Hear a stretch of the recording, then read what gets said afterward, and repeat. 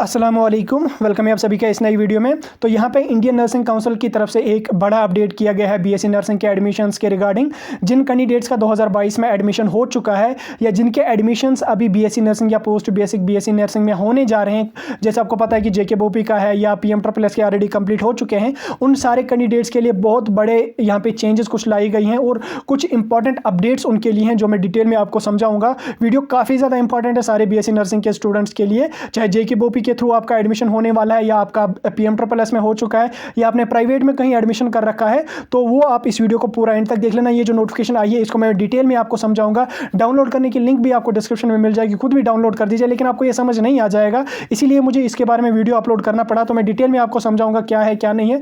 पूरा समझ लेना, आप वीडियो को पूरा एंड तक देख लेना। चैनल को भी सब्सक्राइब कर देना और टेलीग्राम ग्रुप हमारा ज्वाइन कर देना, लिंक उसकी आपको डिस्क्रिप्शन में मिल जाएगी, क्योंकि इस चैनल पर आपको सारे अपडेट सारे अलर्ट जो है वो टाइम टू टाइम मिल जाएंगे और जो भी नोटिफिकेशन आ जाती है उसको हम डिटेल में समझाते हैं आपको, ताकि किसी भी स्टूडेंट को कोई भी दिक्कत यहाँ पे नहीं आनी चाहिए। तो देखिए यहाँ पे नोटिफिकेशन की डेट आप देख सकते हैं 21/10/2022, यानी कि आज की नोटिफिकेशन नंबर 16/2022। ये आज नोटिफिकेशन अभी कुछ टाइम पहले पोर्टल पे जो इंडियन नर्सिंग काउंसिल के पोर्टल पे यहाँ पे आ चुकी है। तो देखिए आपको अगर पता है कि कुछ टाइम पहले इंडियन नर्सिंग काउंसिल ने जो है एक नोटिफिकेशन निकाला था, उसमें उन्होंने BSc nursing post basic BSc nursing के जो है एडमिशन प्रोसेस की लास्ट डेट जो रखी थी वो 31 अक्टूबर इन्होंने रखी थी, यानी कि 31 अक्टूबर तक एडमिशन प्रोसेस जो BSc nursing post basic BSc nursing GNM वगैरह जो भी हमारा होता है, तो उसमें जो एडमिशन प्रोसेस कंप्लीट होनी चाहिए। सॉरी, GNM इसमें नहीं आता है, बीएससी नर्सिंग और पोस्ट बेसिक बीएससी नर्सिंग है, तो इसकी एडमिशन प्रोसेस वो 31 अक्टूबर तक कंप्लीट होनी चाहिए। लेकिन काफ़ी स्टेट्स काफ़ी यूनियन टेरिटरीज में जो है एडमिशन प्रोसेस डिले हो रही है, जैसे जम्मू कश्मीर है, लद्दाख है, उसके साथ साथ दिल्ली में भी अभी काउंसलिंग जो है वो पेंडिंग है, क्योंकि दिल्ली के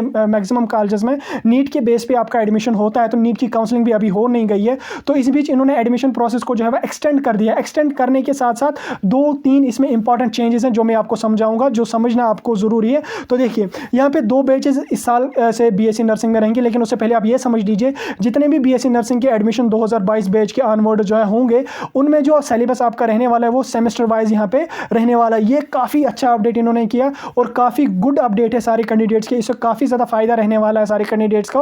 क्योंकि आपको अगर पता नहीं है कि बीएससी नर्सिंग में जो एडमिशन्स होते थे वो आपको ईयर वाइज होते थे, आपको ईयर में एक एग्जाम देना पड़ता था और एक ही बार आपको पूरे जो है वो 8-8, 9-9 बुक्स का एग्जाम देना पड़ता था।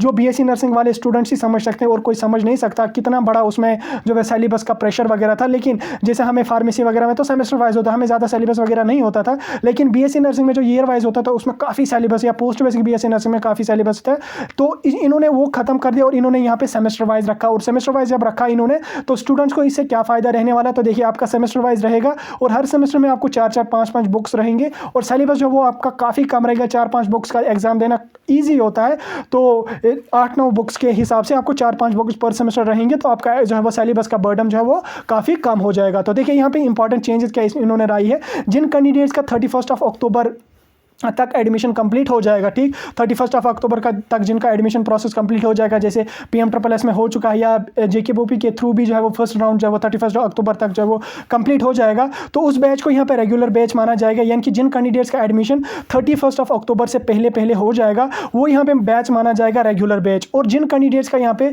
1 नवंबर से लेकर 31 दिसंबर, यानी कि जो एडमिशन प्रोसेस की डेट है वो इन्होंने एक्सटेंड कर दी है 31 अक्टूबर से लेकर 31 दिसंबर तक। लेकिन क्या चेंजेस उन्होंने की हैं, जिन कैंडिडेट्स का 1 नवंबर से लेकर 31 दिसंबर के बीच में एडमिशन होगा उस बैच को यहाँ पे इरेगुलर बैच माना जाएगा। यानी कि 2 बैचेस यहाँ पे रहेंगे, एक रेगुलर बैच रहेगा और एक इरेगुलर बैच रहेगा। अब दोनों में क्या फ़र्क है वो यहाँ पे आप समझ लीजिए। जो रेगुलर बैच हमारा होगा, जो जिनका 31 अक्टूबर से पहले एडमिशन प्रोसेस होगी, उनकी क्लासेज जो है वो कुछ की स्टार्ट हो चुकी हैं, जैसे पंजाब वगैरह है या सेंट्रल इंडिया है, वहाँ पे क्लासेस ऑलरेडी लग चुकी हैं, या साउथ इंडिया वहाँ पे क्लासेस लग चुकी हैं। तो जिनकी अभी नहीं लगी हैं तो उनके नवंबर में क्लासेस जो है वो लग जाएंगे। लेकिन ये हो गया रेगुलर बैच का। लेकिन जो इरेगुलर बैच होगा, जिनका जो है वो 1 नवंबर से लेके 31 दिसंबर तक एडमिशन होगा, जो इरेगुलर बैच माना जाएगा, उनकी क्लासेस यहाँ पे जो है वो 2 जनवरी से, यानी कि जनवरी के पहले वीक से उनकी क्लासेस लग जाएंगी। यानी कि 2 जनवरी को उनकी क्लासेस जो है वो लग जाएंगी इरेगुलर बैच की। और उसके साथ साथ यहाँ पे इसमें क्या इंपॉर्टेंट चेंजेस इन्होंने की हैं कि एग्जामिनेशन जो दोनों का होगा, देखो एक ही साल में दोनों बैचेस का एडमिशन होगा 2022 में, लेकिन एग्जामिनेशन जो दोनों बैचेस का होगा वो सेपरेटली होगा, ठीक, अलग अलग एग्जाम होंगे। रेगुलर बैच जो है वो उसका अलग एग्जाम होगा और इरेगुलर बैच जो होगा उसका एग्जाम जो होगा वो अलग होगा। इसमें कुछ कॉलेजेस में अगर जो है मतलब फर्स्ट राउंड कंप्लीट हो जाता 31 अक्टूबर से 31 अक्टूबर तक, और अगर फर्स्ट राउंड कंप्लीट हो जाता तो वो बैच माना जाएगा रेगुलर, उनके शायद एग्जाम, उनके भी एग्जाम अलग होंगे, और जो रेगुलर बैच हमारा होगा उसका भी यहाँ पे एग्जाम जो होगा वो अलग यहाँ पे रहने वाला है। यानी कि रेगुलर बैच और इरेगुलर बैच दोनों बैचेस के एग्जाम जो होंगे वो अलग यहाँ पे